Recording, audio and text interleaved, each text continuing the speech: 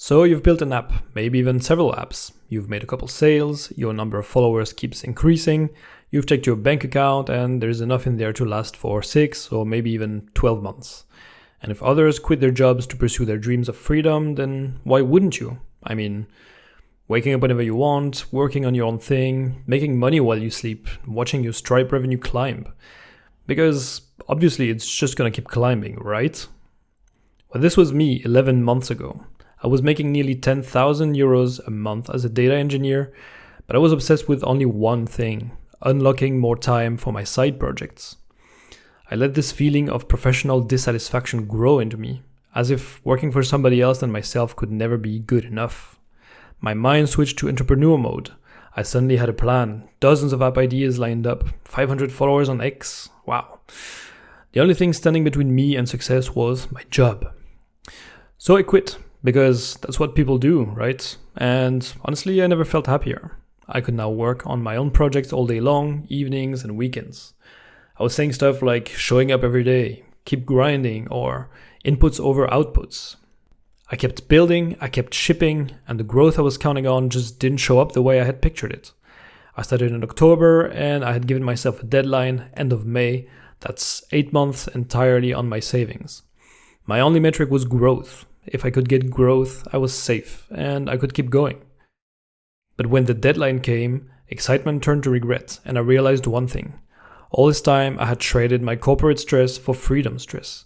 Each day without making a sale was depriving me of that sweet, sweet dopamine. Each day without shipping something was tainted with guilt. Each day without growth was a failure. All those late nights, all those weekends spent grinding, learning how to do marketing, getting out of my comfort zone. It almost felt like it was just one big mistake. So what did I do wrong? Was it a bad decision to quit my safe, cozy job to go all in on a solo project with basically zero guarantee? Is it even responsible at all to want to quit your job in such a difficult economy? Should you quit your job to become an indie hacker? While doing some introspective research for this video, I could clearly identify two personas for people quitting their job to pursue their dreams. First, there's the explorer. The explorer wants an adventure, he wants an experience. He's saved enough for a year, he's gonna make sure that it's going to be the best year ever. Meeting new people, working from beach cafes halfway across the world, accepting that this is an experience. Something that might end, because if it doesn't, then it will start losing its taste after all.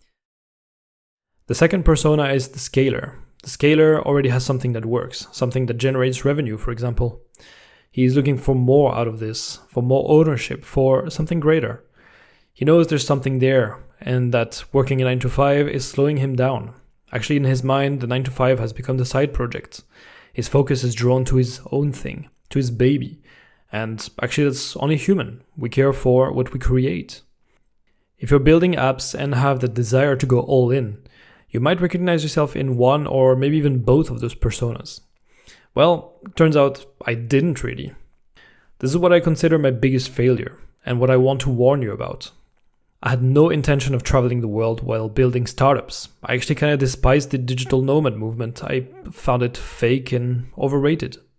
In September of last year, I had made a total of 2 sales. It was awesome, and all I wanted in the world was to get more of that 0 to 1 feeling. You probably know this feeling. It makes you so high on dopamine, makes you feel entitled to always get more of it.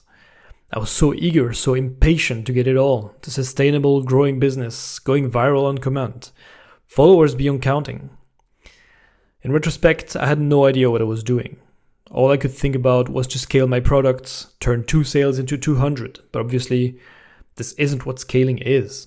I ended up scaling nothing at all for many months, living in a kind of parallel world, alone in my apartment, working day and night while people around me didn't understand why I worked so much to get nothing in return.